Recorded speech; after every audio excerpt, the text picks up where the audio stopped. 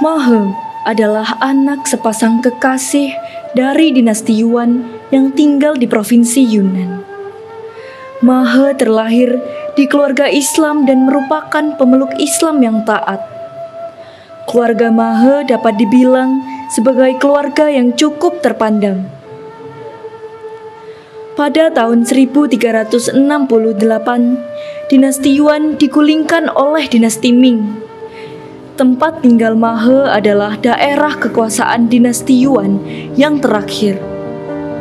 Dinasti Ming menyerang provinsi tersebut, tempat di mana Mahe kecil yang masih berusia 10 tahun tinggal. Perang berakhir dengan kekalahan untuk dinasti Yuan. Ayah Mahe yaitu Mahazi gugur dalam perang. Dengan ini, dinasti Ming sepenuhnya milikku.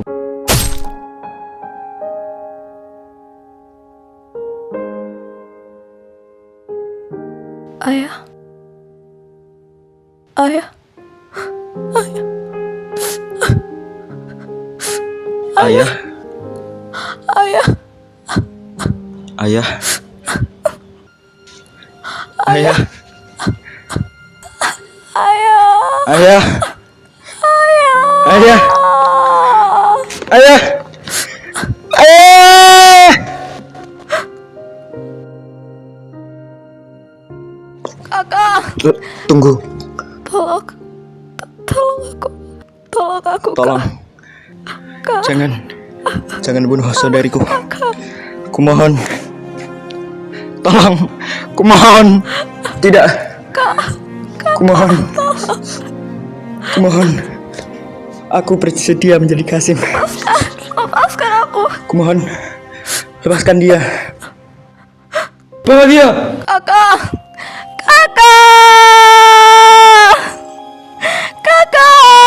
Jangan tinggalkan aku.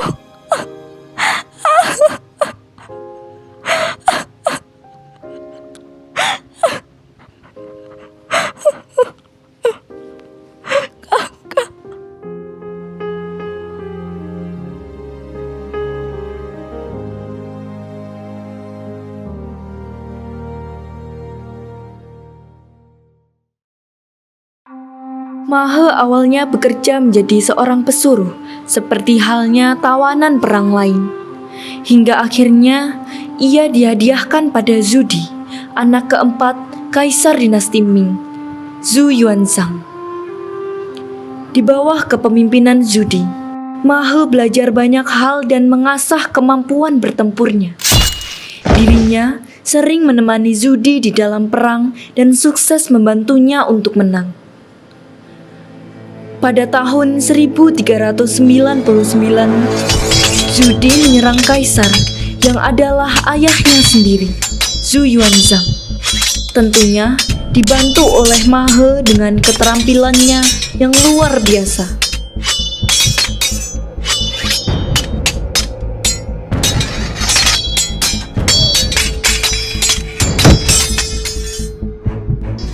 Jangan khawatir yang mulia.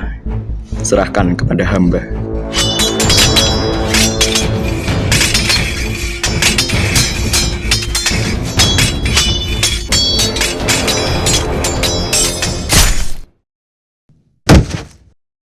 Setelah itu, Zudi berhasil menduduki tahta dan menjadi kaisar dinasti Ming. Zudi tak pernah melupakan jasa Mahe. Dia pun akhirnya memberikan nama Zeng kepadanya. Dengan kuasaku sebagai kaisar, atas jasa dan kesetiaanmu kepada kerajaan, aku menganugerahkan gelar kehormatan Zeng. Mulai saat ini, engkau akan dikenal sebagai Zeng He. Semoga gelar ini menjadi tanda kebesaran serta tanggung jawabmu dalam menjaga kerajaan. Hamba sangat berterima kasih atas anugerah ini, Baginda. Hamba menerima gelar Zeng dengan penuh rasa hormat dan tanggung jawab. Hamba berjanji akan mengabdi kepada kerajaan dan rakyat, serta menjaga kepercayaan yang telah Baginda berikan. Semenjak saat itu, nama Mahe berubah menjadi Zeng He, yang kemudian terserap oleh warga lokal menjadi Cheng Ho. Sumber lain juga mengatakan Cheng Ho diangkat menjadi kasing tinggi karena pengabdian dan keberaniannya. Laksamana Cheng Ho diangkat menjadi Taikang, yaitu pejabat yang dekat dengan keluarga kaisar dengan gelar Sampo. Sejak saat itu, Cheng Ho juga dikenal dengan gelar Sampo Kong atau Sampo Tualang. Tahun-tahun berikutnya, Zudi dan Mahe bersama-sama menaklukkan daratan Cina. Kini, seluruh daratan Cina akhirnya menyatu. Kini aku sudah menaklukkan Cina. Menurutmu, apa yang harus kita lakukan selanjutnya? Baginda, menurut hamba, inilah saatnya bagi kita untuk membangun kerjasama perdamaian dunia. Perjalanan ini bertujuan membangun hubungan baik, bukan untuk menjajah. Maka, setelah semua persiapan untuk ekspedisi siap, Zudi menekankan 3 prinsip penting. Ingatlah akan 3 hal. Pertama, seluruh rakyat di penjuru dunia adalah keluarga. Kedua, seluruh pasukan Cina harus bisa beradaptasi. Dan yang terakhir, hubungan yang dijalin harus bisa mendorong hubungan perniagaan. Baik Baginda, kami akan mengingatnya. Pelayaran pertama Cheng Ho dimulai pada tahun 1405, di mana ia memimpin armada yang terdiri lebih dari 300 kapal besar. Kapal utama memiliki ukuran panjang 139 meter dengan lebar 69 meter. Pada lebih dari 300 kapal tersebut, Cheng Ho membawa sekitar 27.000 orang awak. Mereka berlayar ke wilayah Asia Tenggara, kemudian melanjutkan ke India. Laksamana, Apa yang terjadi? bajak laut, mereka menyerang. Bajak laut! Semuanya, bersiap untuk bertarung!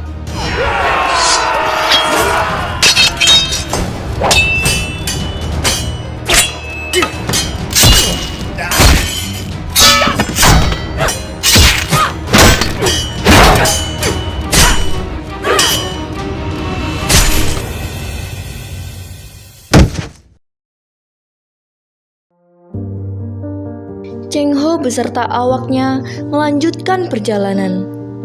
Mereka kembali ke Asia Tenggara dan India untuk mendistribusikan serta menerima barang, melakukan pertukaran ekonomi dengan penduduk, serta memperkenalkan budaya Tiongkok dan Islam. Pada pelayaran ketiga, Cheng Ho dan awak kapalnya berlayar melewati kerajaan di wilayah Samudra Hindia seperti India dan Sri Lanka.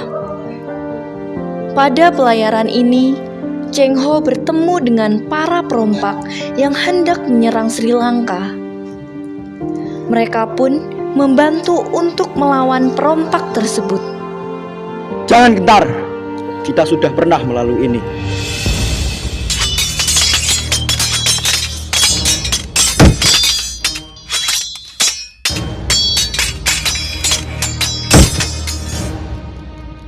Jangan. Bagaimana jika kau ikut bersamaku dan menjadi salah satu awak kapalku?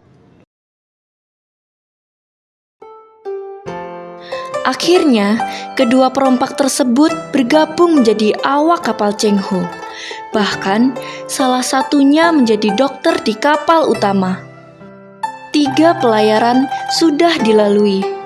Meski begitu, Cheng Ho tak pernah lalai akan ibadah dan selalu taat pada ajaran agamanya.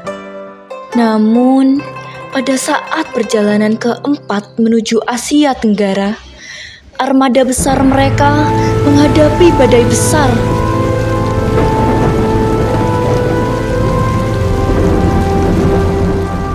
Wang Jinghong, sadarlah! Laksamana! Laksamana Cheng Ho tentunya tidak bisa membiarkan ini terjadi begitu saja. Awaknya jatuh sakit, terlebih jurumudi kapalnya. Bahkan, tak hanya Wang Jinghong, tetapi juga beberapa awak kapal lain. Labuhkan kapal di daratan terdekat. Sekarang!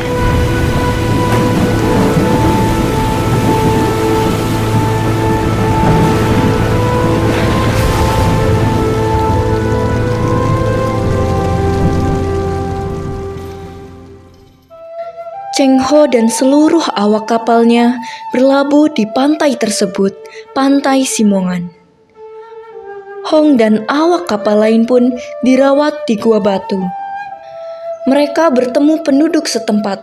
Tentu saja mereka menjaga etika dan niat baik mereka. Bahkan para warga dengan senang hati membantu mengobati para awak kapal yang sakit. Dengan bantuan perawatan dari warga Pantai Simongan Semarang, Hong dan awak kapal yang sakit lainnya berangsur-angsur pulih. Hubungan yang dijalin oleh Cheng Ho dan warga setempat juga sangat baik. Akhirnya, tibalah saat di mana Cheng Ho dan seluruh awak kapal harus berpindah ke tempat berikutnya. Laksamana, Ada apa, Wang Jinghong? saya ingin ikut kembali berlayar bersama Tuan. Mengapa? Bukankah aku memerintahkanmu dan beberapa orang lain untuk tetap tinggal di sini? Tetapi, Tuanku, Wang Jinghong, kau belum sepenuhnya pulih. Menetaplah dan bangun keluarga di tempat ini. Buatlah tali persaudaraan yang erat. Ini adalah misi perdamaianku untukmu. Lain kali, jika ada kesempatan, aku akan mengunjungimu. baik Laksamana. Sebelum kembali berlayar, para penduduk Pantai Simongan mempersembahkan satu tarian untuk mengantar kepergian Laksamana Cheng Ho. Kandang kulo dicengkok sorong mandari dari Semarang kaline Aceh Susu Malang nyetrati pikir sing kondang yang Semarang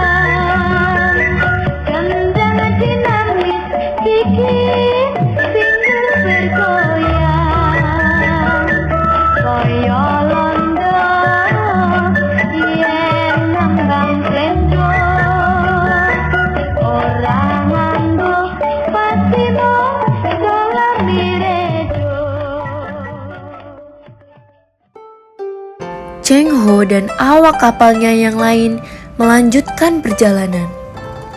Mereka meninggalkan jangkar dari kapal utama sebagai peninggalan di Semarang. Cheng Ho dan awak kapalnya mengunjungi Hormuz, Aden, dan kota-kota di pesisir Afrika Timur. Pada pelayaran ini, Cheng Ho memperluas hubungan dagang dan politik dengan wilayah yang lebih luas dari Tiongkok. Sementara Wang Jinghong dan beberapa awak lain tetap tinggal di Semarang, membangun keluarga dengan warga setempat. Untuk menghormati Cheng Ho, Wang Jinghong kemudian membangun patung Cheng Ho di dalam gua batu bersama dengan masyarakat setempat. Pada pelayaran kelima, Laksamana Cheng Ho menjalin hubungan diplomatik dan perdagangan dengan Timur Tengah dan Afrika.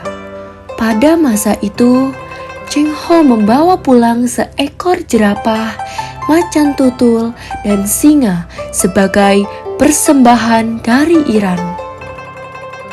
Hewan aneh berlayar panjang apa ini Laksamana?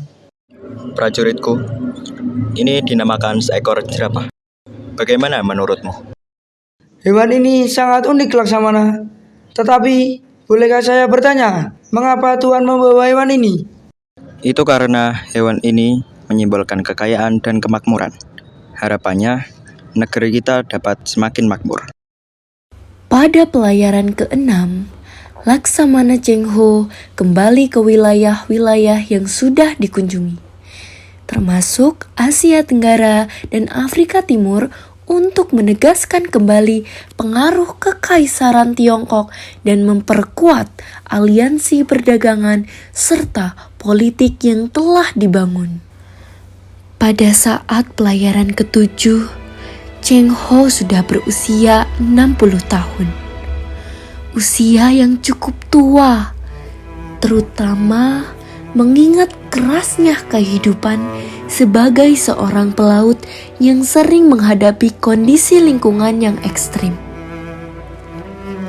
Kesehatannya memang sudah menurun selama pelayaran ke-7, dan kematiannya diakibatkan oleh kondisi fisiknya yang memburuk.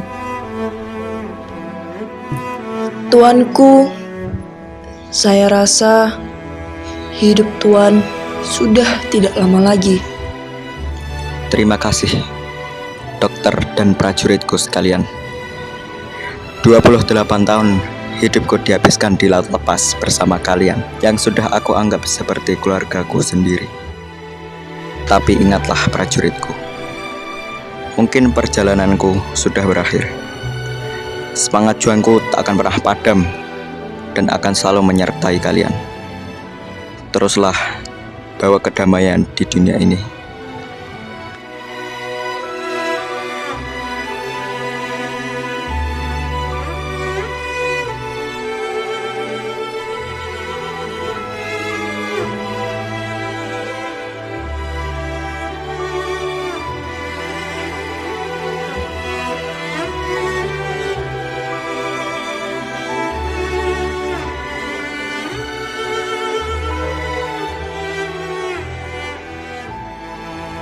Setelah kematiannya, jenazahnya diyakini dimakamkan di laut menggunakan prosesi Islam, dimandikan dan disolatkan oleh para awak kapal yang beragama Islam.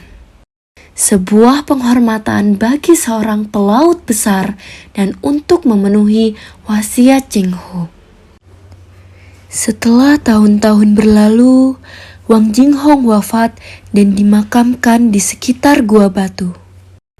Masyarakat Tiongkok juga membangun kelenteng untuk mendoakan Cheng Ho dan awak kapalnya yang telah berjasa bagi mereka. Di masa kini, kelenteng tersebut dinamakan Sampokong, sesuai dengan nama lain Laksamana Cheng Ho yang berarti orang yang dimuliakan. Dan begitulah kisah panjang perjalanan Laksamana Cheng Ho dalam membangun hubungan diplomasi dengan negara-negara sekitar. Hingga kini, bangunan Sampokong masih tetap berdiri dan dijadikan sebagai tempat ibadah juga rekreasi.